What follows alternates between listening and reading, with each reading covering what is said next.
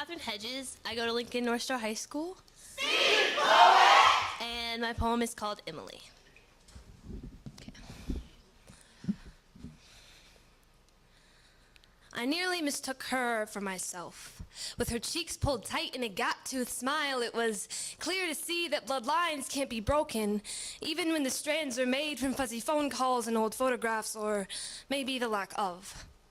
I used to wonder how my father could abandon his own daughter, but that was before I could use myself as an example, before I realized that my feet could never run fast enough to reach his bumper, no matter how many street signs I went by before he drove 3,369.6 miles into the distance, before he was 2 days and 13 hours, 3,660 minutes, 219,600 seconds away. Before he told my mother he never loved her and we all heard him. Before I realized it's not okay to leave your daughter for months at a time. It's not okay to never call. It's not okay to hand her cigarettes and tell her to inhale. It's not okay, but most of all,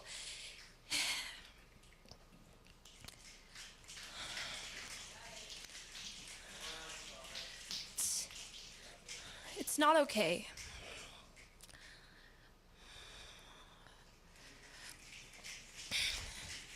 If I could tell my 12-year-old self something, I would tell her to stop searching.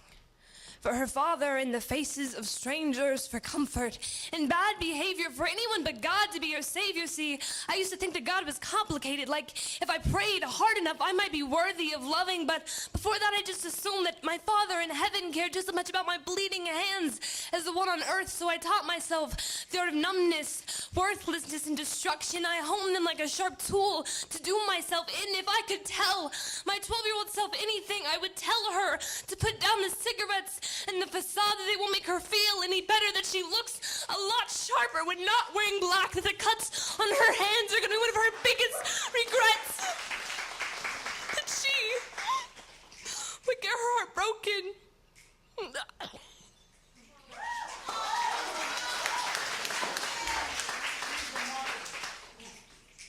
Again, but that she would have a strength that she didn't even know was there, that her voice would echo with ambition and her heart would pulse with a purpose, that she would no longer have to worry about being perfect and fail repeatedly, because perfection is in the digression of the ordinary. So it's okay to hit an earthquake, because that crumbling is humbling. So when her heart shakes and it shudders and it struggles to utter the actions necessary to accomplish anything, I want her to remember, with a little faith, you can write your own destiny.